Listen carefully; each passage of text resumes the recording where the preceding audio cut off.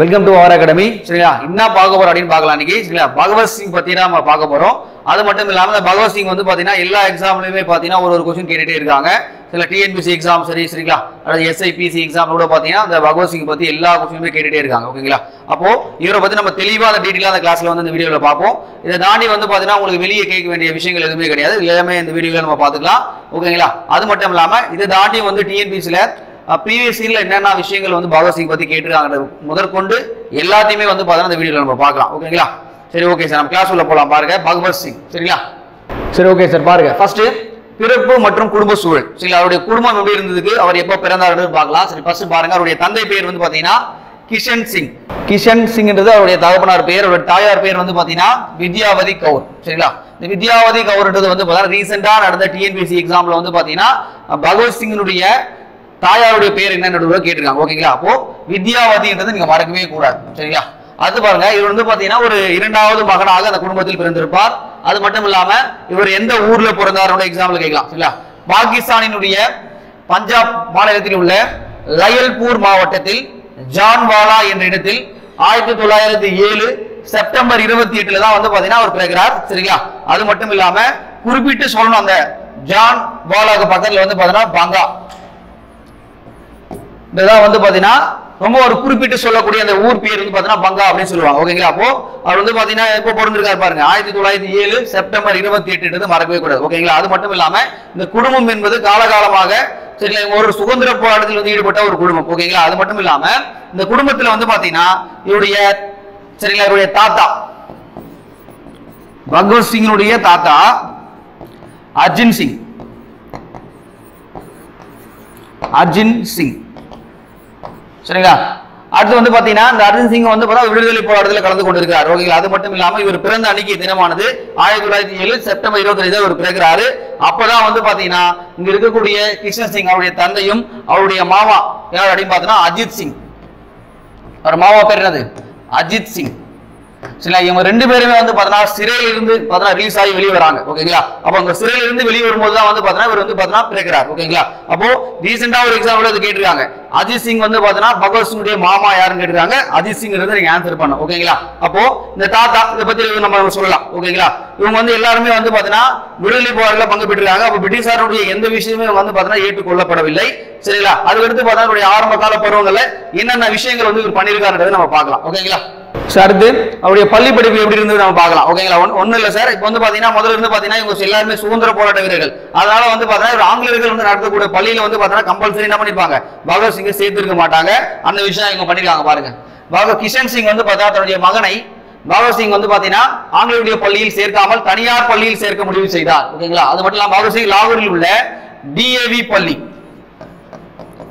DAV பள்ளி என்றது ஒண்ணு இல்ல சார், சரிங்களா, தயானந்த சரஸ்வதி நீங்க கேள்விப்பட்டிருப்பீங்க, ஆரிய சமாஜம் உருவாக்கப்பட்டது. ஆரிய சமாஜம்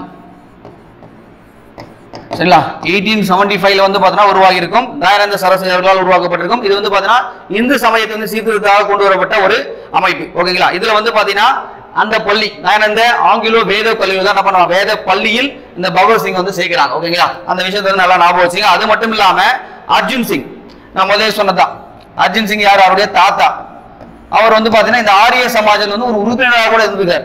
ஓகேங்களா, அப்போ தாத்தா சொல்லி தான் வந்து பையன் என்ன பண்ணிருக்காங்க, இங்க வந்து பாத்தீங்கன்னா நம்மளுடைய டிஏவி பள்ளியில வந்து பாத்தீங்கன்னா உயர்நிலை பள்ளியில சேர்க்கிறாங்க. ஓகேங்களா, அது மட்டும் இல்லாம ஒரு பள்ளி பருவத்தில் வந்து பாத்தீங்கன்னா இளமை பருவத்திலேயே உருது, பஞ்சாபி, ஹிந்தி, ஆங்கிலம், வங்காளி, சமஸ்கிருதம் ஆகிய மொழிகள் எல்லாத்துலயுமே பாத்தீங்கன்னா ஒரு அறிவு பெற்று விளங்குகிறார். ஓகேங்களா, அப்போ இவங்க எல்லாருமே வந்து பாத்தீங்கன்னா ஒரு சுதேசி மூவ்மெண்ட் மாதிரி இருந்திருக்காங்க அந்த காலகட்டத்தில். என்ன விஷயம்னா ஆங்கிலேயருடைய பள்ளிக்கூடங்கள் சேர போறது இல்ல, அது மட்டும் ஆங்கிலேயர்கள் இருக்கக்கூடிய பொருட்கள் எதுவுமே வாங்க மாட்டேன்ற மாதிரி ஒரு தீவிரமான புரட்சி என்பது பஞ்சாப்ல நடந்திருக்கு. அதனாலதான் தன்னுடைய மகனை கூட என்ன பண்றாங்கன்னா ஆங்கில பள்ளியில சேர்க்காம தனியார் பள்ளி நம்ம ஆளுகள் நடத்தக்கூடிய பள்ளிகளை சேர்த்திருக்காரு. ஓகேங்களா, அடுத்து பாருங்க சார் என்ன பண்ணிருக்காங்க பார்க்கலாம். ஓகே, இவருடைய ஆரம்ப காலம் என்பது எப்படி இருந்தது, பட் இருந்தாலும் இவருடைய வந்து பார்த்தா ஒரு விடுதலை போராட்டத்தில் வந்து ஈடுபடுறதுக்கும் ஒரு புரட்சிகரவாதியாக மாறுவதற்கும் என்ன காரணமா இருந்திருக்கும் நம்ம ஆரம்ப காலகட்டத்தில் என்ன நடந்திருக்குன்னு நம்ம பார்க்கலாம். கதார் இயக்கம். சரிங்களா, கதார் இயக்கம் அப்படின்னு சொல்லுவாங்க. இந்த கதார் இயக்கம் என்பது சரிங்களா இது வந்து பஞ்சாப்ல வந்து பாத்தீங்கன்னா ஆரம்பிக்கப்பட்டதா அப்படின்னு பாத்தீங்கன்னா கிடையாது. இது வந்து பாத்தீங்கன்னா அமெரிக்கா மற்றும் கனடாவில் இருக்கக்கூடிய சீக்கிய மக்களுடைய வாழ்க்கைக்காக ஆரம்பிக்கப்பட்ட ஒரு விஷயம். சரிங்களா, அது வந்து பாத்தீங்கன்னா இங்கேயும் வந்து பரவப்பட்டது.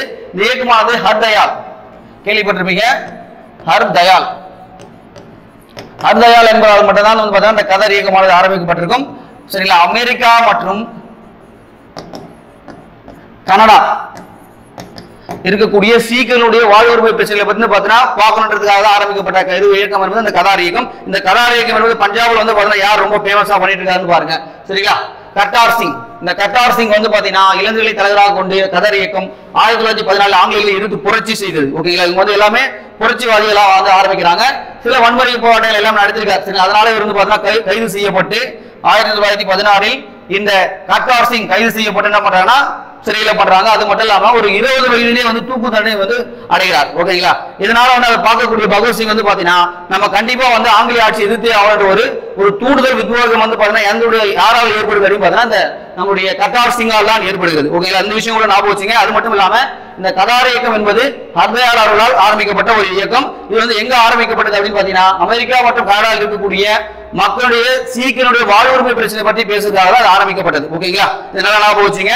அது மட்டும் இல்லாம சில சீக்கியர்கள் மீது இனவரி தாக்குதலும் நடந்திருக்கு. ஓகேங்களா? அந்த விஷயங்களோட எக்ஸாம்பிள் ஒன்று கேட்கலாம்.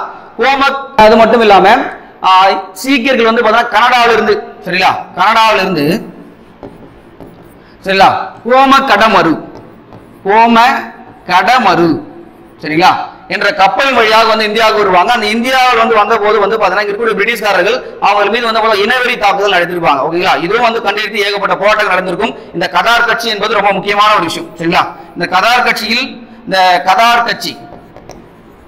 கதார் கட்சியில் வந்து பாத்தீங்கன்னா எங்களுடைய ஃபேமிலி மெம்பர்ஸ் எல்லாருமே என்ன பண்ணாலும் ஒரு உறுப்பினராகவே ஜாயின் பண்ணிருக்காங்க. ஓகேங்களா? அப்போ இது வந்து அந்த ஒரு பொது வாழ்க்கைக்கு வர சில ஒரு புரட்சிகர வாதியாக இருக்கிறது வந்து ரொம்ப தூண்டுதலா இருந்தது யார் அப்படின்னு பாத்தீங்கன்னா நம்முடைய கர்தார் சிங் தான். சரிங்களா? இது ஞாபகம் வச்சுங்க. அடுத்து பார்க்கலாம் சார். நம்ம அடுத்து நம்ம பார்க்கலாம். சரிங்களா?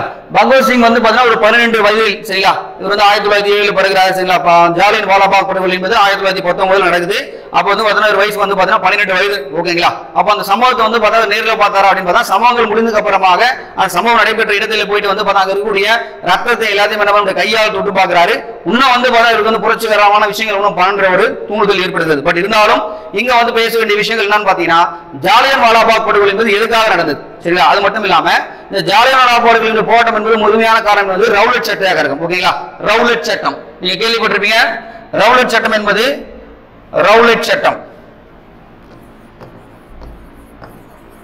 சரிங்களா அந்த ரவுலட் சட்டம் சிட்னி ரவுலட் அவர்களால் கொண்டு வரப்பட்டது. இது என்ன விஷயம் அப்படின்னு பாத்தீங்கன்னா இந்தியர்கள் வந்து பாத்தீங்கன்னா எந்த ஒரு விசாரணையின்றியும் எந்த ஒரு விசாரணையும் பண்ணாம எந்த ஒரு பிரிவாண்டும் கொடுக்காம அவங்களை யாரை வேணா நம்ம அரெஸ்ட் பண்ணலான்ற ஒரு இதுதான் சொல்லுவாங்க. அது மட்டும் இல்லாம இந்த பிளாக் ஆக்ட் அப்படின்னு சொல்லுவாங்க. கருப்பு சட்டம் என்று அழைக்கப்படுது. ஓகேங்களா? இந்த சட்டம் கொண்டு வரப்பட்டதால் தான் காந்தியடிகள் ரவுலட் சத்தியாகிரகத்தை வந்து பாத்தீங்கன்னா தொடங்கி இருப்பாரு. இந்த சத்தியாகிரகம் என்பது காந்தியுடைய கொள்கை என்பது அகிம்சை கொள்கை.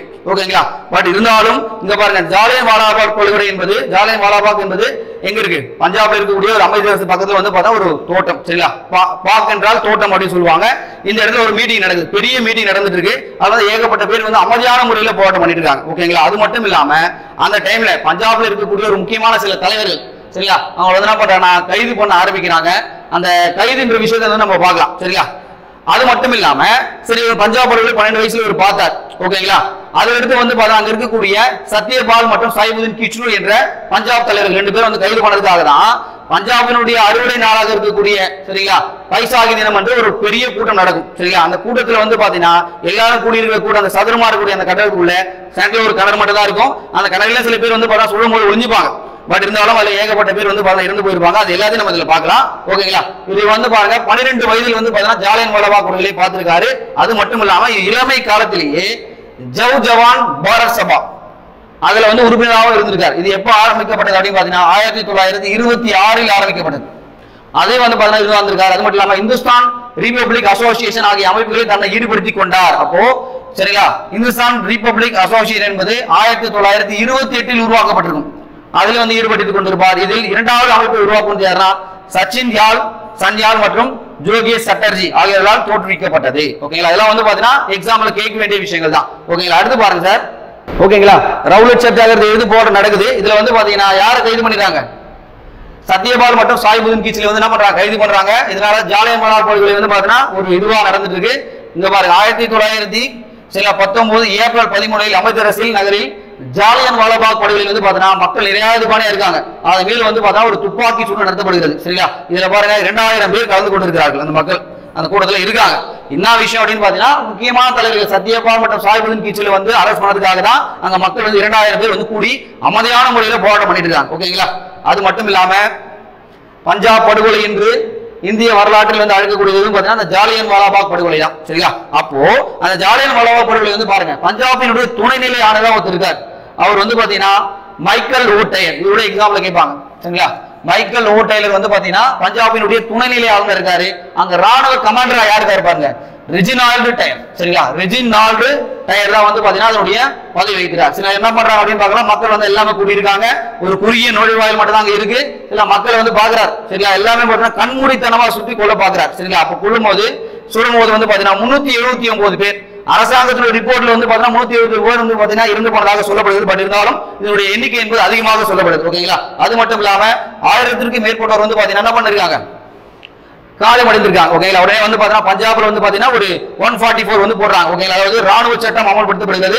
அங்க எந்த மக்கள் வந்து பாத்தீங்கன்னா வெளியே வர முடியாத அளவுக்கு சில பிரச்சனைகள் நடக்குது. அது மட்டும் இல்லாம இந்த பஞ்சாப் படுகொலை நடந்ததுக்கு அப்புறமாக இந்த பஞ்சாபில் வந்து பிரிட்டிஷ்காரனுடைய கொடுமை என்பது ரொம்ப பெரிய விஷயங்கள் பண்ணாங்க. என்ன விஷயம் அப்படின்னு பாத்தீங்கன்னா அவங்க ரோட்ல போகும்போது கூட வந்து பாத்தீங்கன்னா ஒரு ஆங்கிலேயர்கள் போறாங்க அப்படின்னு பாத்தீங்கன்னா அவர் எல்லாமே தலை குனிந்து வர வேண்டும், இல்லைன்னா வந்து பாத்தீங்கன்னா தரையில் ஊர்ந்து வர வேண்டும் என்ற மாதிரி சில விஷயங்கள் பண்ணாங்க. தலை நிமிர்ந்து பார்த்தால் சில சவுக்கடிகள் கொடுக்கப்பட்ட வரலாறு கூட சொல்லப்படுது. ஓகேங்களா?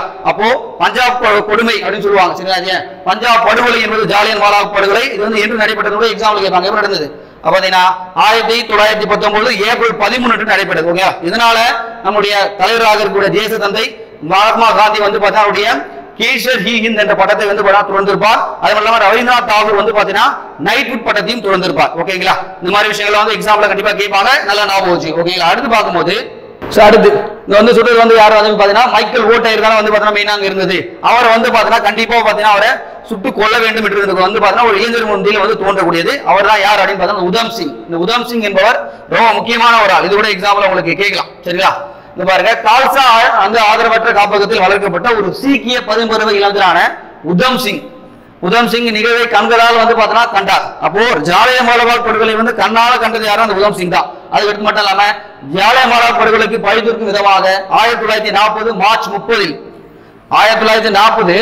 30 சரிங்களா, லண்டனில் காக்ஸ்டன் அரங்கில் மைக்கேல் ஓட்டையரை உதம் சிங் படுகொலை செய்தார்.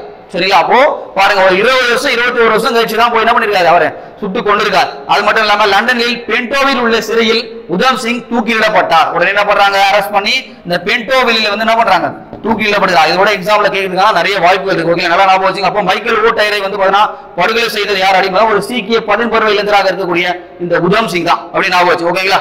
அடுத்து பாருங்க சார், பஞ்சாப் படுகொலை நடந்த பிறகு பாத்தீங்கன்னா அகில இந்திய அளவில் வந்து பாத்தீங்கன்னா காந்தியடிகளால் ஒத்தியாமை இயக்கமானது ஆரம்பிக்கப்படுகிறது. சரிங்களா? அது உங்களுக்கு தெரிஞ்சு போன விஷயம் தான். நான் கோஆபரேஷன் மூவ்மெண்ட் அப்படின்னு சொல்லுவாங்க. அது வந்து எப்போ ஆரம்பிக்கப்பட்டது அப்படின்னு பாத்தீங்கன்னா 1920 சரிங்களா, ஒத்தியாமை இயக்கம். சரி, அந்த ஒத்தியாமை இயக்கத்தினுடைய சிறப்பான கூட்டம் வந்து கொல்கத்தாவில் நடந்திருக்கும். சரிங்களா? அது லாலா லஜபதி ராய் தான் என்ன பண்ணிருப்பாரு, வழிமொழிஞ்சிருப்பாரு. பட் இருந்தாலும் அந்த தீர்மானம் என்பது எங்க நிறைவேற்றப்பட்டது அப்படின்னு பாத்தீங்கன்னா 1920 நாக்பூர் மீட்டிங்ல வந்து பாத்தீங்கன்னா சி விஜய ராகவாச்சாரிய தலைமையில் நடைபெற்ற கூட்டத்தில் தான் வந்து ஒத்தியாமை இயக்கத்தினுடைய தீர்மானம் எல்லாம் நிறைவேற்றப்படும். இந்த ஒத்தியாமை இயக்கத்தில் பகவத் சிங், ஓகேங்களா, அது மட்டும் இல்லாம ஏகப்பட்ட இளைஞர்களும் கலந்துக்கிறாங்க. அது மட்டும் இல்லாம இந்த ஒத்தியாமை இயக்கம் என்பது நிறுத்தப்பட்டதுக்கான காரணம் என்ன, சரிங்களா, அதுதான் தொடர்ச்சியா நம்ம சொல்ல முடியும். 1922 சௌரி சௌரா சம்பவம். சௌரி சௌரா, இந்த சௌரி சௌரா சம்பவம் வந்து பாத்தீங்கன்னா அங்க இருக்கக்கூடிய காவல் நிலையத்தில் காவலர் 22 பேர் உள்ள வந்து வச்சு பூட்டி விவசாயிகள் என்ன பண்ணிருப்பாங்க, அந்த காவல் நிலையத்தை கொடுத்திருப்பாங்க. ஓகே, இந்த விஷயத்தினால நடந்திருக்கும் அப்படின்னு பாத்தீங்கன்னா காந்தியடிகள் வந்து சொன்ன கொள்கை என்பது அகிம்சை கொள்கை. ஆனா இங்க இருக்கக்கூடிய புரட்சிகரவாதிகள் என்ன பண்ணாங்க அப்படின்னு பாத்தீங்கன்னா காவல் நிலையத்தில் 22 காவலையும் படுகொலை செய்யப்பட்டதுனால உடனே ஒத்தியாமை இயக்கம் நிறுத்தப்பட்டிருக்கும். இங்க இருக்கக்கூடிய புரட்சிகரவாதிகள் என்ன பண்ணிருப்பாங்க அப்படின்னு பாத்தீங்கன்னா நம்முடைய பகத்சிங் இன்னும் இளம் தலைவர்கள் எல்லாமே இந்த ஒத்தியாமை இயக்கத்தை ஏன் நிறுத்தின மாதிரி காந்தியடிகள் மீதே கோவப்பட்டிருப்பாங்க. ஓகேங்களா? அதனால ஒத்தியாமை இயக்கத்தின் போது காந்தியடிகள் அரெஸ்ட் பண்ணிடுவாங்க. பட் இருந்தாலும் இதுக்கு மேல நம்ம வந்து அகிம்சை முறையில போராட முடியாதுக்காக புரட்சிகரவாதிகள் ஒரு புரட்சிகரவாத ஒரு அமைப்பை வந்து தோற்றுவிக்கிறார்கள். அந்த அமைப்பு வந்து பாத்தீங்கன்னா என்ன அமைப்புன்னு பாருங்க. சரிங்களா? அதாவது இந்துஸ்தான் குடியரசு ராணுவம். சரிங்களா? அதாவது HRA, இந்துஸ்தான் ரிபப்ளிக் ஆர்மி என்பது ஆரம்பிக்கப்படுகிறது. இது எப்போது ஆரம்பிக்கப்படுது அப்படின்னு பாத்தீங்கன்னா 1924 ஆரம்பிக்கப்படுகிறது. ஓகேங்களா? அது யாரெல்லாம் சேர்ந்து ஆரம்பிக்கிறாங்க அப்படின்னு பாத்தீங்கன்னா ராம் பிரசாத் பிஸ்மில், சச்சின் சன்யால், ஜோகி சந்திர சட்டர்ஜி, அது மட்டும் அஷ்பாகுல்லா கான். சரிங்களா? அஷ்பாகுல்லா கான். சரிங்களா? இவரு வந்து பாத்தீங்கன்னா இந்த அமைப்புல இருப்பாரு. ஓகேங்களா? இந்த அமைப்பானது ஆரம்பிக்கக்கூடிய எங்க ஆரம்பிச்சாங்க அப்படின்னு பாத்தீங்கன்னா கான்பூர்ல தான் ஆரம்பிக்கிறாங்க. எங்க? கான்பூர். சரிங்களா? முக்கியமான ஒரு விஷயம். அப்போ அந்த அமைப்பான ஆரம்பிக்கப்படுகிறது. அது மட்டும் இல்லாம ஏகப்பட்ட புரட்சிகரமான விஷயங்கள் இங்க பேசுறாங்க. ஓகேங்களா, அரசுடைய கருவூலங்கள் வந்து கொள்ளடிக்கப்பட வேண்டும், அரசாங்க பணத்துல வந்து பாத்தீங்கன்னா எல்லா கஜனாக்கள் கொள்ளடிக்கப்படும். அது மட்டும் இல்லாம ஐரோப்பியர்களுடைய செல்வந்தர் குடும்பங்களுக்கு பாத்தீங்கன்னா அவங்க வீடுகள் கொள்ளடிக்கப்பட வேண்டும். இந்த மாதிரி எல்லா விஷயங்களும் அங்க பேசப்படுகிறது. அது மட்டும் இல்லாம இந்தியாவில் மக்களால் தேர்ந்தெடுக்கப்பட்ட பிரதிநிதிகள் தான் நீங்க வந்து இந்த இந்தியாவை ஆட்சி செய்ய வேண்டும், இந்த பிரிட்டிஷ் ஆட்சி இங்கிருந்து அகற்றப்பட வேண்டும் என்று இங்க வந்து பார்த்தா இந்த HRL வந்து பார்த்தா தீர்மானங்கள் நிறைவேற்றப்படுது. பட் இருந்தாலும் இந்த அமைப்பு வந்து பாத்தீங்கன்னா ஒரு இன்சிடென்ட் வந்து பண்றாங்க. அது என்ன இன்சிடென்ட் பாருங்க, ககோரி கொள்ளை. ககோரி கொள்ளை, இந்த ககோரி கொள்ளை என்பது 1925 நடந்திருக்கும். சரிங்களா, எங்க நடந்திருக்கும் அப்படின்னு பாத்தீங்கன்னா லக்னோவுக்கு அருகில் தான் அந்த ககோரி என்ற ஊர் இருக்கு. சரிங்களா, அது ரயில் வந்து பார்த்தா நிறுத்தி அந்த ரயில் இருக்கக்கூடிய அரசினுடைய கஜானா பணங்கள் எல்லாம் வந்து பார்த்தா கொள்ளடிக்கப்பட்டிருக்கும். ராம் பிரசாத் பிஸ்மில், சச்சின் சன்யால், JK சந்திர சட்டர்ஜி இவங்க எல்லாருமே அதில் இருப்பாங்க. ஓகேங்களா, இந்த கொள்ளை என்பது உடனடியாக பிரிட்டிஷ் அரசாங்கத்தால் விசாரிக்கப்பட்டு உடனடியாக என்ன பண்ணாலும் அவங்களுக்கு வந்து பார்த்தா தூக்கு தண்டனை கொடுக்கப்பட்டிருக்கும். உடனே பார்த்தீங்கன்னா இந்த தூக்கு தண்டனை கொடுத்துறாங்களேன்றதுக்காக இந்த அமைப்பானது கொஞ்சம் செயலிருந்து போயிருக்கும். அது மட்டும் இல்லாம வட இந்தியாவில் புரட்சிகரவாதி கொஞ்சம் அடங்கி போயிருப்பாங்க. ஓகேங்களா, அதுக்கடுத்து வந்து பாத்தீங்கன்னா இந்த அமைப்பை மீண்டும் கட்டமைக்கிறதுக்காக பகவத்சிங் வந்து பேசுறாரு. யாரெல்லாம் பேசுறாரு பாருங்க, ராஜகுரு, சுக்தேவ் மற்றும் சந்திரசேகர் ஆசாத். ஓகேங்களா, இவங்கள சேர்ந்து திருப்பி பாருங்க இந்துஸ்தான் சோசியலிஸ்ட் ரிபப்ளிக் அசோசியேஷன். ஓகேங்களா, HSRA. சரிங்களா, இந்துஸ்தான் சோசியலிஸ்ட் ரிபப்ளிக் சரிங்களா அசோசியேஷன் ஆனது உருவாக்கப்படுகிறது. எப்போ உருவாக்கப்படுது அப்படின்னு பாத்தீங்கன்னா 1928 உருவாக்கப்படுகிறது. இதனுடைய தலைமையா வந்து யாரு இருக்காங்க பாத்தீங்கன்னா அந்த சந்திரசேகர் ஆசாத். இவர் தான் வந்து பார்த்தா இதுக்கு வந்து தலைமை தாங்குறாரு. பட் பகவத்சிங் தான் எல்லாத்தையும் பேசி முடிவு பண்றாரு. ஓகேங்களா, அதுக்கான மீட்டிங் வந்து எங்க நடக்குது அப்படின்னு பாத்தீங்கன்னா டெல்லியில நடக்குது. டெல்லியில வந்து பாத்தீங்கன்னா பெரோஷா கோட்லா அந்த மைதானத்துல எல்லாத்தையும் பேசுறாங்க. ஓகேங்களா, இதுக்கு மேல நம்ம வேற என்ன விஷயங்கள் பண்ணணுன்ற மாதிரி இங்க பேசுறாங்க. ஓகேங்களா, அடுத்து என்னென்ன விஷயங்கள் இவங்க பண்ணிருக்காங்கன்னு பார்க்கலாம். சரி, அடுத்து பாருங்க சாண்டர்ஸ் கொலை. சரி, அது ரொம்ப படுகொலை, ரொம்ப முக்கியமான ஒரு விஷயம். இந்துஸ்தான் சோசியலிஸ்ட் ரிபப்ளிக் அசோசியேஷன் லாகூரில் சாண்டர்ஸனை கொன்றது. சரிங்களா, சாண்டர்ஸை வந்து கொன்றது. அது மட்டும் இல்லாமல் சரிங்களா 1928 டிசம்பர் மாதத்தில் லாலா லஜபதி ராய் மீது தாக்குதல் நடத்தப்பட்டதாக சொல்லப்பட்ட அதனை தொடர்ந்து ராயினுடைய மரணத்திற்கும் பொறுப்பான லாகூர் காவல்துறை கண்காணிப்பாளர் ஜேம்ஸ் ஏ ஸ்காட். சரிங்களா, வந்து பாத்தீங்கன்னா டிஜிபியா இருப்பாரு. சரிங்களா, அவர் பஞ்சாபோட டிஜிபியா அவர் தான் இருந்திருப்பாரு. தவறுதலாக வந்து நடந்திருக்க சாண்டர்ஸ் பலியானார். ஓகேங்களா, சாண்டர்ஸ் பலியானார். இவங்க பிளான் பண்ணது என்னவோ காட் மேல் தான் பிளான் பண்ணாங்க. பட் இருந்தாலும் வந்து என்ன பண்ணிருக்காங்க, சாண்டர்ஸ் என்ன பண்ணிருக்காங்க, பலி வந்து பாத்தீங்கன்னா பலி வாங்கப்பட்டிருக்காரு. ஓகேங்களா, இன்னும் இதனால வந்து லாலா லஜபதி ராய் வந்து இருந்து போன விஷயம் உங்களுக்கு தெரியணும். ஓகேங்களா, முதல்ல சார் 1927 சரிங்களா 28 வந்து பாத்தீங்கன்னா அங்க சைமன் கமிஷன் வந்திருக்கும். 27 சைமன் கமிஷன் உருவாக்கப்பட்டிருக்கும். எதுக்காக உருவாக்கப்பட்டிருக்கும் அப்படின்னு பாத்தீங்கன்னா மாண்டேகு சின்ஸ்போர்ட் சீர்திருத்தத்தை ஆராய்ச்சி செய்வதற்காக என்னென்ன விஷயம் நல்லது நடந்திருக்கா கெட்டது நடந்திருக்கான்றதுக்காக ஆய்வு பண்ணதுக்காக தான் சைமன் குழு வரும். சைமன் குழு வந்து ஒரு இந்தியர் கூட இல்லைன்றதுக்காக தான் இங்க வரும்போது அங்க சைமனை திரும்பி போன்ற வசனமானது இங்க பேசப்பட்டது, எல்லா தேசியவாதிகளாலும் பேசப்பட்டது. பட் இருந்தாலும் 1928 இங்க வராங்க. சரிங்களா, எங்க வராங்கன்னா பம்பாய்க்கு வராங்க. லாலா லஜபதி சைமனை அந்த எதிர்ப்பு இதுல வந்து கலந்து கொள்கிறார். அதுல தடியடிப்படுகிறது. ஓகேங்களா, தடியடிப்பட்டு கொஞ்ச நாள் கழிச்சு அவர் இருந்து போகிறார். எப்ப இருந்து போறார் பாருங்க, நவம்பர் 17 சரிங்களா 1928 அன்னைக்கு இருந்து போறாரு. யாரு, லாலா லஜபதி ராய் இருந்து பஞ்சாபின் சிங்கம் என்று அறியப்படக்கூடிய லாலா லஜபதி ராய் 1928 நவம்பர் 17 வந்து பாத்தீங்கன்னா இருந்து போகிறார். பட் இருந்தாலும் நம்ம ஆளுங்க எல்லாமே சேர்ந்து என்ன பண்றாங்க பாருங்க, இந்துஸ்தான் சோசியலிஸ்ட் ரிபப்ளிக் அசோசியேஷன் இருக்கக்கூடிய பகத்சிங், ராஜகுரு, சுக்தேவ் இவங்க எல்லாம் ஒரு பிளான் பண்றாங்க. பிளான் பண்ணி ஒண்ணுமே இல்லை சார், ஒரே மாசம் டிசம்பர் 17 1928 அன்னைக்கு ஸ்காட்டை வந்து போடலான்னு பிளான் பண்ணும்போது இங்க வந்து பாத்தீங்கன்னா சாண்டர்ஸ் வந்து படுகொலை செய்யப்படுகிறார். ஓகேங்களா, இந்த ஒரு விஷயம் ரொம்ப முக்கியமான விஷயம். உடனே என்ன பண்றாங்க பாருங்க, காந்தி இர்வின் ஒப்பந்தம் ஒன்று நடக்குது. ஓகேங்களா, பட் இருந்தாலும் இந்த இர்வின் ஒப்பந்தம் வந்து பாத்தீங்கன்னா உங்களுக்கே தெரியும், காந்தியடிகள் வந்து பாத்தீங்கன்னா காந்தி இர்வின் ஒப்பந்தம் வந்து 1930 மார்ச் மாசம் நடந்திருக்கும். அந்த காந்தி இர்வின் ஒப்பந்தத்தில் வந்து பாத்தீங்கன்னா இந்த சாண்டர்ஸ் படுகொலையில் கைது செய்யப்பட்ட எல்லாருமே அப்படியே வச்சிருப்பாங்க. காந்தி என்ன பண்ணுவாங்க, சாண்டர்ஸ் படுகொலையில் வந்து இருக்கு மட்டும் நீ ரிலீஸ் பண்ணாதீங்க அப்படின்னு சொல்லிட்டு ஒரு ஒப்பந்தத்தை சைன் பண்ணுவாங்க. அதாவது டெல்லி ஒப்பந்தம் அப்படின்னு சொல்லுவாங்க. அதாவது காந்தி இர்வின் ஒப்பந்தம் என்ன சொல்லுவாங்க, காந்தி இர்வின் ஒப்பந்தத்தை டெல்லி ஒப்பந்தம் அப்படின்னு கூட சொல்லுவாங்க. இதோட எக்ஸாம்பிள் கேட்டக்கூடிய விஷயம் தான். என்ன சொல்றாருன்னா, காந்தி சத்தியாகிரகத்தில் ஈடுபட்டு அதாவது வன்முறையில் செயலில் ஈடுபடாத மக்களை நீங்க ரிலீஸ் பண்ணணும். அதனால ஏழை விவசாயிகளுடைய நிலங்கள் பறிக்கப்பட்டு அந்த நிலங்களை திருப்பி கொடுக்கணும். இங்க வந்து இப்ப புரட்சிகரவாதிகளை பத்தி அவர் எதுவுமே பேசல. பட் ஓகேங்களா, இது வந்து பாத்தீங்கன்னா ஒரு மூவிலையும் சொல்லியிருப்பாங்க. லெஜெண்ட் ஆஃப் த பகவத்ன்ற மூவில வந்து பாத்தீங்கன்னா காந்தியடிகள் மாதிரி பண்ண விஷயங்கள் எல்லாமே பண்ணிருப்பாங்க. இதுக்காக எதிர்ப்பலை நிறைய திரும்பும். ஓகேங்களா, காந்தி ஏன் சொல்ல அப்படின்னா அவருடைய கொள்கை அகைன்ஸ்ட் வை. ஓகே, இவர் வந்து பாத்தீங்கன்னா புரட்சிகரவாதி எல்லாம் அந்த விஷயங்களை சொல்லாம போயிருப்பார். ஓகேங்களா, அது மட்டும் இல்லாம இர்வின் பிரபுவையும் வந்து பாத்தீங்கன்னா கொல்றதுக்கான முயற்சிகளும் நடந்திருக்கு. ஓகேங்களா, ஜெனரலைஸாக இருக்கக்கூடிய ரயிலில் வந்து கொளுத்து முயற்சிகளும் வந்து பாத்தீங்கன்னா இந்த இந்துஸ்தான் ரிபப்ளிக் அசோசியேஷன் வந்து பாத்தீங்கன்னா எல்லா வேலைகளையும் பார்த்திருக்காங்க. ஓகேங்களா, அடுத்து பார்க்கலாம் சார். இங்க பாருங்க, ரொம்ப முக்கியமான ஒரு விஷயம் இன்சிடென்ட் நடக்குது. சரிங்களா, என்ன விஷயம் பாருங்க, பகத்சிங்கினுடைய குண்டுவீச்சு, பகத்சிங்கினுடைய பெயரை நாம் குறிப்பிடும் போதே நமக்கு நினைவுக்கு வருகிற சித்திரம் எதுனா 1929 ஏப்ரல் 8 மத்திய சட்டமன்றத்தில் குண்டு வீசிய நிகழ்வு தான். ஓகேங்களா? அதாவது இது யாரோட சேர்ந்து குண்டு போட்டுருவார் அப்படின்னு பாருங்க, பி.கே. தத். பி.கே. தத், சரிங்களா? உங்க புக்ல கொடுத்திருக்காங்க பி.கே. தத்.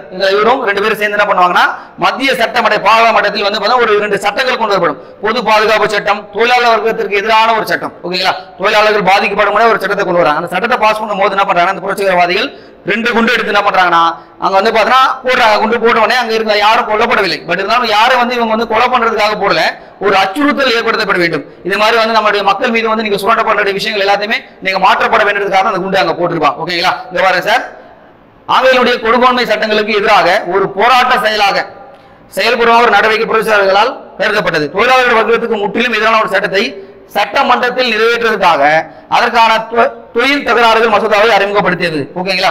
நாளை அவர்கள் வந்து பார்த்தீங்கன்னா இதற்காக தேர்ந்தெடுத்துக் கொண்டார்கள்.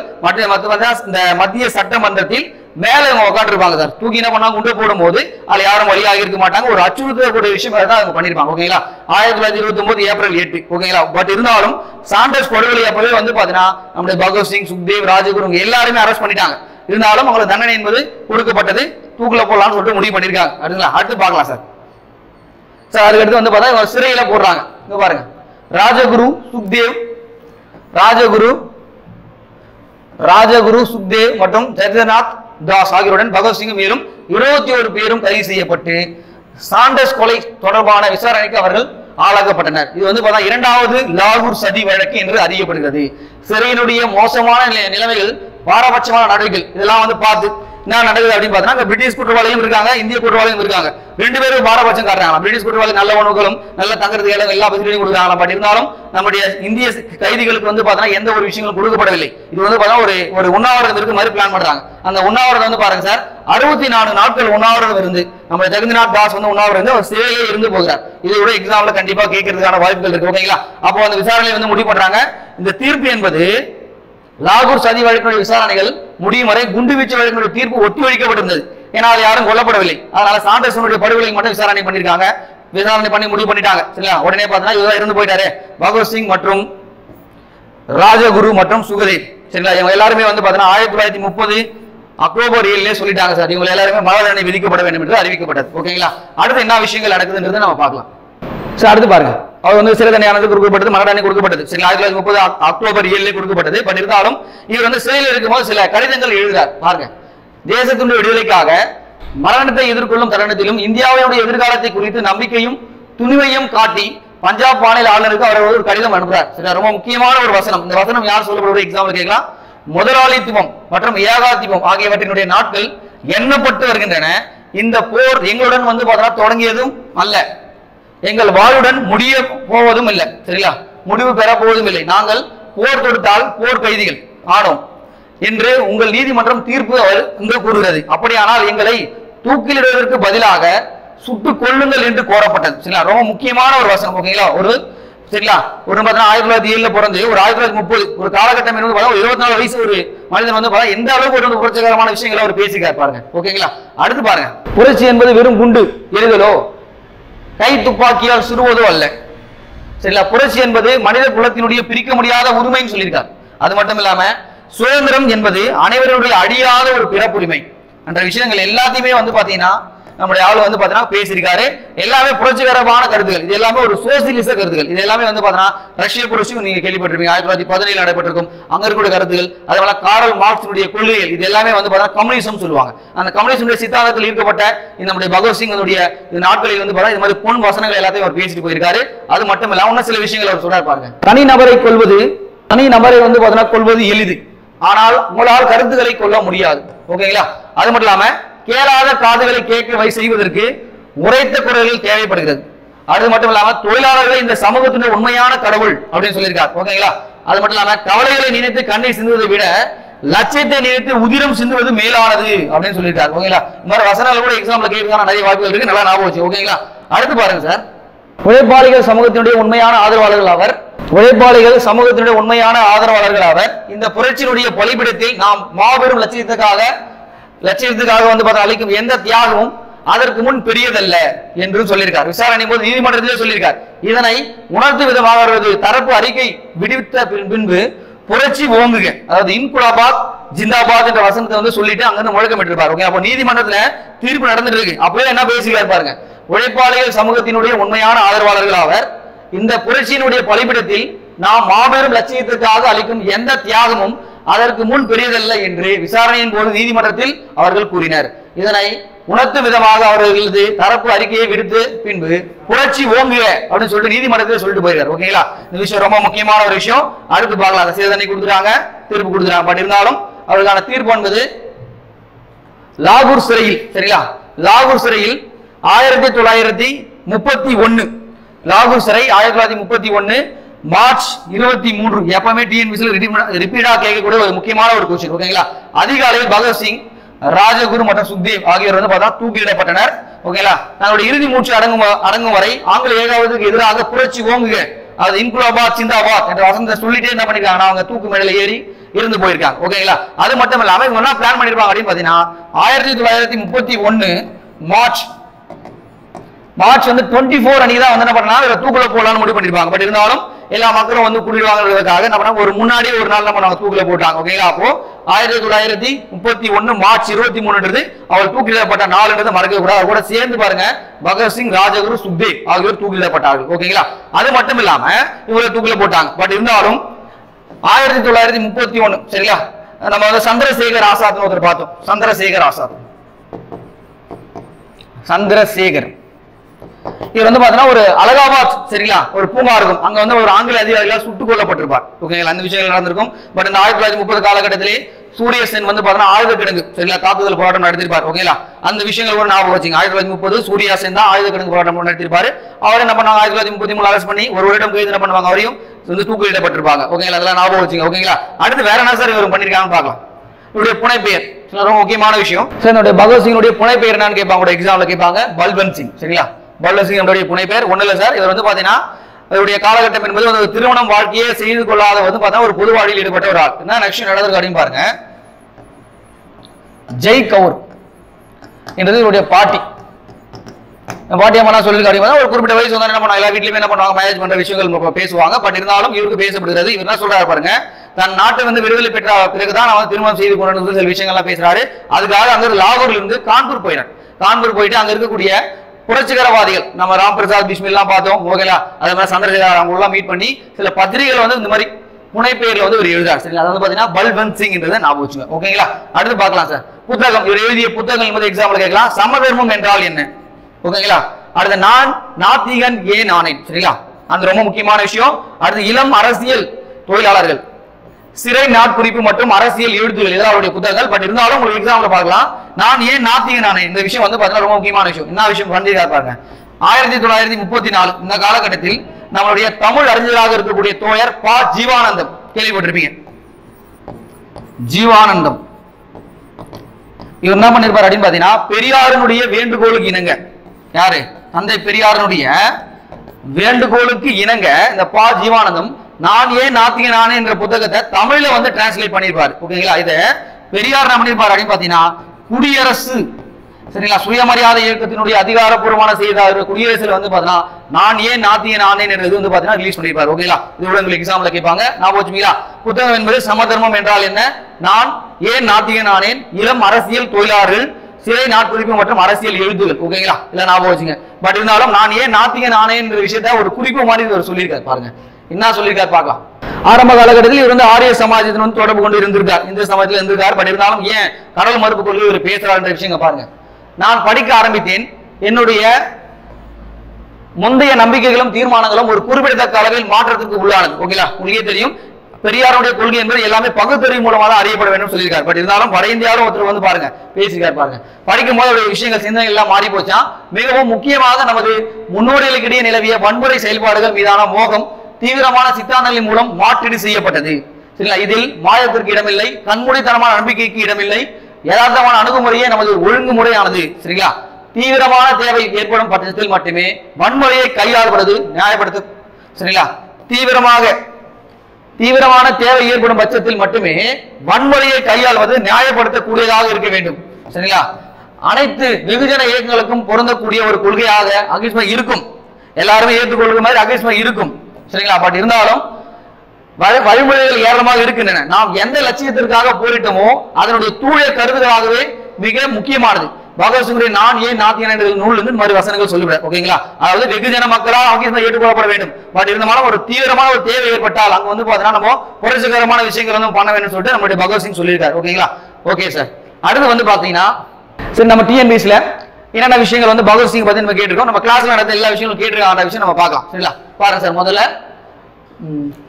The articles நான் ஏன் நாத்திகவாதி எனும் கட்டுரை எழுதியவர் யார் அப்படின்னு கேட்டிருக்காங்க ஓகேங்களா. பாருங்க லாலா லஜ்பாய் வந்து ஆப்ஷன்ல இருக்காரு. பகவத்சிங், பகவதி சரண், அதனா ஹோவரா, சந்திரசேகர் ஆசாத் ஓகேங்களா. பகவத்சிங் தான் ஆன்சர் ஓகேங்களா. இது வந்து டிஎன்பிஎஸ்ல கேட்டிருக்காங்க. அடுத்த क्वेश्चन பாருங்க. பகவத்சிங் பற்றிய பின்வரும் கூற்றுகள் எது சரி அப்படின்னு கேட்டிருக்காங்க ஓகேங்களா. மைக்கேல் ஓ டயரை அவரால் கொல்லப்பட்டார் அப்படின்னு கேட்டிருக்காங்க சரிங்களா. மைக்கேல் ஓ டயரை கொண்டது யார்? உதம் சிங் தான் கொண்டார் 1940 காலகட்டத்தில். இந்த விஷயம் பார்த்தா தவறான ஒரு விஷயம். அடுத்து பாருங்க. லாகூரில் லத்தி அடிக்கு காரணமான ஜான் சாண்டர் என்ற போலீஸ் அதிகாரியை சுட்டுக் கொண்டார். இந்த விஷயம் தான் ரைட். அப்போ இரண்டாவது கூற்று மட்டும் தான் அங்க சரி ஓகேங்களா. அடுத்த क्वेश्चन பாருங்க சார். பாருங்க அடுத்த क्वेश्चन கேட்டிருக்காங்க பாருங்க. பகவத்சிங், ராஜகுரு, சுக்தேவ் ஆகியோர் தூக்கிலிடப்பட்ட நாள் எப்பன்னு கேட்டிருக்காங்க ஓகேங்களா. மார்ச் 23, 1931 மறக்கக்கூடாது. எங்க சிறையில்? எந்த சிறை? லாகூர் சிறை ஓகே. அந்த क्वेश्चन கேட்டிருக்காங்க பாருங்க. அடுத்த क्वेश्चन பாருங்க. நவ ஜவான் பாரத் சபா என்ற அமைப்பை நிறுவியவர் யார் கேட்கிறாங்க ஓகேங்களா. யாரும் ஒண்ணு இல்ல, பகவத்சிங் தான் நிறுவனார். இது வந்து 1926 உருவாக்கப்பட்டது. இந்தியில என்ன சொல்லலாம்? இந்திய இளைஞர்கள் சங்கம் என்பதுதான் நவ ஜவான் பாரத் சபா ஓகேங்களா. அப்போ இந்திய இளைஞர் சங்கம் என்பது யாரால் உருவாக்கப்பட்டது ஓகேங்களா. இவர்தான் உருவாக்கப்பட்டிருக்கார். நல்லா ஞாபகம் வச்சுங்க ஓகேங்களா. அடுத்து பாருங்க சார். கீழ்கண்ட கூற்றுகள் இது சரியான கேட்கிறாங்க பகவத்சிங் பத்தி சரிங்களா. அடுத்து பார்க்கலாம். 1930 பகவத்சிங் சிட்டகாங் ஆயுத படைத்தளத்தை தாக்கினார் அப்படின்னு கொடுத்துருக்காங்க ஓகேங்களா. இது தவறான விஷயம். நான் முதல்ல சொல்லிட்டேன். சூர்யா சென் இவர் தான் வந்து பாத்தீங்கன்னா இந்த விஷயத்தை அவர் பண்ணிருப்பார் ஓகேங்களா. அடுத்து 1929 பகவத்சிங் PK தத்துடன் இணைந்து மத்திய சட்ட பேரவையில் குண்டு வீசப்பட்டது ரைட் சரிங்களா. PK தத்து படுகேஸ்வர தத்தோட சேர்ந்து அவர் வந்து குண்டுகள் போட்டிருப்பார். 1925 ஆமாண்டு பகவத்சிங் இந்துஸ்தான் குடியரசு படையை நிறுவினார் அப்படின்னு கொடுத்துருக்காங்க ஓகேங்களா. அவர் வந்து பார்த்தா நிறுவினார் அவர் கிடையாது. நிறுவனம் வந்து ராம் பிரசாத் விஷ்ணு தான் வந்து நிறுவனம். அது எப்ப நிறுவப்பட்டது? 1924 நிறுவப்பட்டது. அப்போ ரெண்டு கூற்றுமே தவறு. அப்போ ரெண்டாவது மட்டும் வந்து பாத்தீங்கன்னா சரியான ஒரு விஷயம் சரிங்களா. ஏதாவது ஆன்சர் ஓகேங்களா. அடுத்த क्वेश्चन பாருங்க சார். அடுத்து சர்தார் பகத்சிங் தூக்கிலிடப்பட்ட இடம் எதுன்னு கேட்டாங்க. லாகூர் சிறை சரிங்களா. லாகூர் சிறையில அவர் தூக்கிலிடப்பட்டாங்க ஓகேங்களா. அடுத்து பாருங்க. பகத்சிங் தாயாருடைய பேர் என்னன்னு கேட்டாங்க பாருங்க. வித்யாவதி சரிங்களா. அவருடைய தாயாருடைய பேர் என்னது? வித்யாவதி. இப்போ கேட்டாங்க. ரீசனா டிஎன்பிஎஸ்சி வந்து பாத்தீங்கன்னா இது மாதிரி கேட்கறதுக்கு ஆரம்பிச்சிட்டாங்க ஓகேங்களா. அவருடைய தாயார் பேர் என்ன, தந்தை பேர் என்ன, அவருடைய மனைவி பேர் என்ன நம்ம எக்ஸாம்ல கேட்கறாங்க ஓகேங்களா. அடுத்து பாருங்க சார். கீழே கொடுக்கப்பட்டிருக்கிறது வந்து கால வரிசைப்படுத்தி கேட்கிறாங்க ஓகேங்களா. பார்க்கலாம். நவஜவான் பாரத் சபா 1926 ஆரம்பிக்கப்பட்டது. இந்துஸ்தான் சோசியலிஸ்ட் குடியரசு அமைப்பு பகத்சிங்கில் இருந்து சேர்ந்த ஆண்டுன்னு கேட்கிறாங்க. இது வந்து பாத்தீங்கன்னா 1924 தான் உருவாக்கப்பட்டது. வந்து பாத்தீங்கன்னா 1924 தான் உருவாக்கப்பட்டது ஓகேங்களா. பகத்சிங் லாகூர் சிறையில் தூக்கிடப்பட்டது எப்போ? 1930 தூக்கிடப்பட்டாங்க ஓகேங்களா. பகத்சிங்கும் PK தத்து மத்திய சட்டமன்றத்தில் இது பண்ணது 1929. அப்ப கால வரிசைப்படுத்தும் போது வரும் 2 1 4 3 ஓகேங்களா. பி தான் ஆன்சர் ஓகேங்களா. அடுத்த क्वेश्चन பாருங்க சார். அடுத்து இன்குலாபாத் சிந்தாபாத் என்ற முழக்கம் எவ்வாறு வந்து பாத்தீங்கன்னா புகழ் பெற்றது அப்படின்னு கேட்கிறாங்க. பகத்சிங்கினுடைய குரலால் தான் வந்து புகழ் பெற்றது ஓகேங்களா. இந்த விஷயம் கேட்கிறோம். புரட்சி ஓங்குக, பாட்டாளி மக்கள் வந்து பாத்தீங்கன்னா வர்க்கம் வாழ்க அப்படின்னு சொல்லி கூட சொல்லியிருப்பாங்க சரிங்களா. பாட்டாளி வர்க்கம் வந்து வாழ்கன்னு கூட சொல்லியிருப்பாங்க. அடுத்து 1929 மத்திய சட்டமன்றத்தில் வெடிகுண்டு வெடிக்க செய்தவர்கள் யார்? 2 பேர் அப்படின்னு கேட்கிறாங்க. பாருங்க பகத்சிங் மற்றும் படுகேஸ்வர் தத் இவங்க தான் என்ன பண்ணிருப்பாங்க? குண்டு போட்டிருப்பாங்க. பார்த்த விஷயங்கள் தான். அடுத்து பாருங்க சார். நான் ஏன் நாத்திக நானேன் சரிங்களா. இந்த புத்தகத்துடைய எழுதியவர் யாரு? சரிங்களா. பகத்சிங் தான் எழுதினார் ஓகேங்களா. ஞாபகம் வச்சுக்கோங்க. அடுத்து பாருங்க. விவசாயிகள் அந்நிய நுகத்தடியிலிருந்து மட்டுமல்லாமல் நிலப்பரப்புகள் முதலாளிகள் ஆகியோருடைய நுகத்தடியிலிருந்தும் தங்களை விடுவித்துக் கொள்ள வேண்டும் என எழுதியவர் யார் அப்படின்னு கேட்கிறாங்க. பாருங்க இதுவும் பகத்சிங் தான். முதலே பார்த்தோம் முதலாளித்துவம் ஏகாதிபத்தியம் அப்படின்னு பார்த்தோம். முதலாளித்துவம் என்றால் அங்க இருக்கக்கூடிய ஜமீன்தார்கள் முறை. ஏகாதிபத்தியம் என்றால் பிரிட்டிஷ் அரசாங்கத்தில் இருந்து பார்த்தா நம்ம என்ன பண்ணோம்? நுகத்தடியிலிருந்து தங்களை விடுவித்துக் கொள்ள வேண்டும் சொல்லி சொன்னது யார் அப்படின்னு பார்த்தீங்கன்னா நம்முடைய பகத்சிங் தான் சொல்லியிருக்காரு ஓகேங்களா. அடுத்த क्वेश्चन பாருங்க சார். பிரிவினருக்கு இடையே சரியான பொருத்தங்களை தேர்ந்தெடுக்க கேட்கிறாங்க. பாருங்க பகத்சிங் இந்துஸ்தான் குடியரசு கட்சியினுடைய மறுசீரமைப்பு அப்படின்னு கேட்கிறாங்க. பாருங்க இங்கிலீஷ்ல பாருங்க. இந்துஸ்தான் சோசியலிஸ்ட் ரிபப்ளிக் அசோசியேஷனுடைய மறுமைப்பு ஓகேங்களா. இது எப்போது உருவாக்கப்பட்டிருக்கும்? 1928 உருவாக்கப்பட்டிருக்கும். ரைட்டான விஷயம். அடுத்து பார்க்கலாம். சுபாஷ் சந்திர போஸ் என்ன சொல்றாரு பாருங்க. எனக்கு ரத்தம் கொடுங்கள், நான் உங்களுக்கு சுதந்திரத்தை தருகிறேன் அப்படின்னு சொல்றாரு ஓகேங்களா. அவர் சொன்ன விஷயம் தான். அடுத்து பாருங்க. சிசிகுமார் இந்திய தேசிய ராணுவத்தின் நிறுவனர் கிடையாது. மோகன் சிங் தான் நிறுவனராக இருந்தாங்க ஓகேங்களா. சுயதா திருப்பாலை ஒத்தியாமை ஆலோசகரா கிடையாது வரலாம் சரிங்களா. அப்போ 2 கூற்று மட்டும் தான் சரி. அப்போ நம்ம சொன்ன விஷயங்கள்னா பகவத்சிங் பத்தி ஒரு கொஸ்டின் கேட்டிருக்காங்க, அதுக்காக கொஸ்டின் எங்க கொடுத்தது. ஓகேங்களா. அடுத்த கொஸ்டின் பாருங்க சார். திருப்பி வந்து பாருங்க அதே விஷயம் தான் கேட்டிருக்காங்க பாருங்க. படுகேஸ்வர் தத் மற்றும் டேஷ் மத்திய சட்ட சபை மேல் ஏப்ரல் 8 1929 குண்டு வீசின யார் 2 பேரு? பகவத்சிங் தான். பகவத்சிங் மற்றும் படுகேஸ்வர் தத். ஓகேங்களா. அடுத்த கொஸ்டின் பாருங்க. நான் முதலே சொன்னேன் சார், பகத்சிங்குடைய மாமா பேரோட எக்ஸாம்ல கேட்டிருக்காங்க மாதிரி சொன்ன பாத்தீங்களா. பாருங்க டேஷ் என்பவர் பகத்சிங்குடைய மாமா மற்றும் பாரத மாதா கழகம் என்ற அமைப்பை தோற்றுவித்தவர் யாருன்னா அஜித் சிங் தான். சரிங்களா. அஜித் சிங். ஓகே, நல்லா ஞாபகம் வச்சுங்க. அடுத்த கொஸ்டின் பாருங்க சார். அடுத்து சாண்டர்ஸ் படுகொலையில் வழக்கில் சரிங்களா மார்ச் 23 சரிங்களா 1937 லாகூர் சிறையில் தூக்கிலிடப்பட்டார் யாருங்க கேக்குறாங்க பாருங்க. ராம்பர் தாஸ் பிஸ்மில், லாலா லஜபதி ராய் எல்லாம் கொடுத்துருக்காங்க. ஆப்ஷன்ல இங்க பார்க்கலாம். யாரெல்லாம் தூக்கிலிடப்பட்டாங்க? பகத்சிங் போட்டிருப்பாங்க, ராஜ்குரு, சுக்தேவ். சரிங்களா. அப்போ 2 ஆப்ஷன் பகத்சிங் மற்றும் ராஜ்குரு கொடுத்துருக்காங்க. பகத்சிங், ராஜ்குரு மற்றும் சுக்தேவ் கொடுத்துருக்காங்க. அப்போ 2 மற்றும் 4 தான் சரியா. இது மாதிரி கூட ஆப்ஷன் கொடுத்துருக்காங்க பாருங்க. ஓகேங்களா. சரி ஓகே சார். இந்த வீடியோ வந்து பார்த்தா நம்ம டீட்டெயிலாக வந்து பார்த்தா பகத்சிங்குடைய வரலாறுகள் எல்லாமே பேசப்பட்டிருக்கு. ஓகேங்களா. அது மட்டும் இல்லாம டிஎன்பிஎஸ்ல எப்படிலாம் கேட்பாங்கிற விஷயங்கள் எல்லாமே சொல்லப்பட்டிருக்கு. ஓகேங்களா. இது மட்டும் நல்லா தெளிவாக பார்த்தேன். நீங்க கண்டிப்பா என்ன பண்ணலாம், பகத்சிங் பத்தி ஒரு கொஸ்டினோ 2 கொஸ்டினோ கேட்கறாங்க, கண்டிப்பா உங்களால ஆன்சர் பண்ண முடியும். ஓகேங்களா. சரி ஓகே சார். இதே மாதிரி பாத்தீங்கன்னா வேற ஒரு தலைவரோட உங்களை மீட் பண்றேன். இந்த வீடியோல வந்து வர லிங்க்ல வந்து இதுக்கான PDF உங்களுக்கு கொடுக்கப்படும். ஓகேங்களா. Okay bye.